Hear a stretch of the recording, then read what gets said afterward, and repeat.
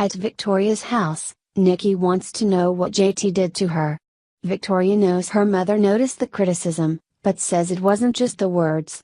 The women are sympathetic as JT tries calling.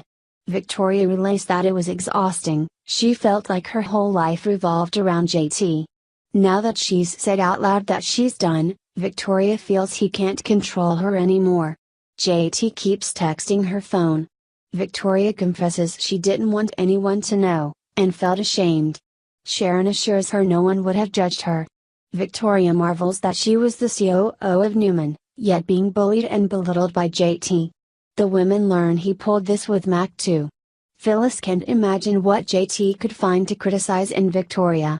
Vicky shrugs. He found fault with her clothes, her parenting, what she ate, and cloaked it in concern. She admits one argument got physical. Nikki cries as Victoria describes him holding her by the throat and punching the wall by her face. Phyllis asks what made her stay after that. Victoria doesn't know. They loved one another, and she thought she could fix things. Vicky relays that she went to see the therapist Sharon recommended and JT said all the right things. Victoria doesn't want Victor to know, but Nikki thinks he would be proud of her strength. Phyllis asks about Hawaii. Victoria says JT made it clear he wanted to control every aspect of her life. She had to walk away. Next, Victoria divulges that JT was also investigating Victor. Nikki fumes. They go over him releasing the memo to get Victoria away from her loved ones. Nikki won't let JT near her ever again. Vicky steps at Frere. At Crimson Lights, JT slams down his phone when he gets Victoria's voicemail again.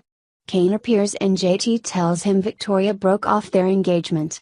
He admits they had issues and alludes to bad decisions that were out of love. Kane urges him not to give up, and to go after what he wants.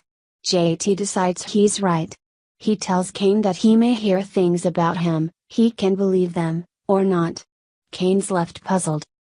Outside Victoria's house, Nikki calls her daughter brave, but Vicky feels she let JT break her. Nikki embraces her. They talk about the change in JT. Nikki feels he can't fight what he's become, and says Victoria can't do it for him. Victoria worries about the kids. Nikki shares all she could ever do what makes sure Victoria and Nick were loved. She assures Victoria she'll be happy again.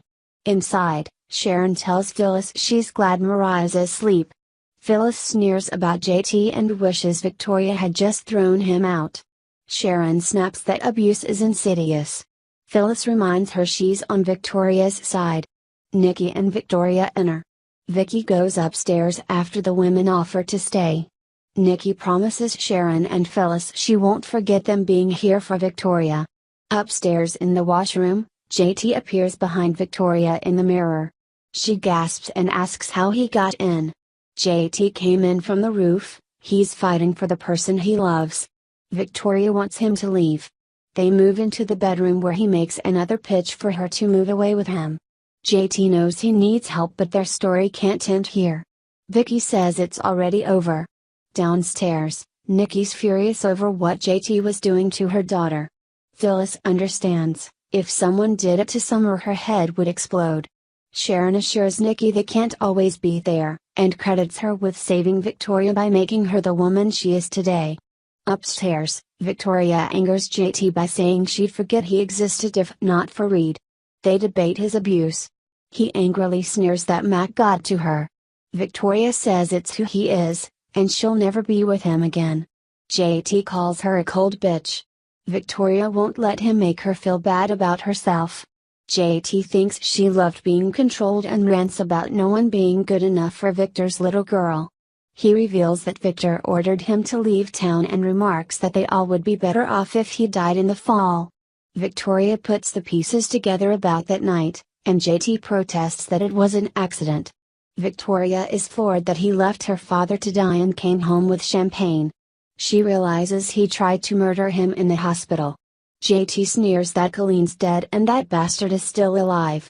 Victoria tries to call the police. They struggle and the women hear downstairs. They race up into the room where JT is leaning over Victoria screaming in her face. Nikki clobbers him with a fireplace poker and he falls to the floor. Next week on The Young and the Restless. Neil returns to Genoa City,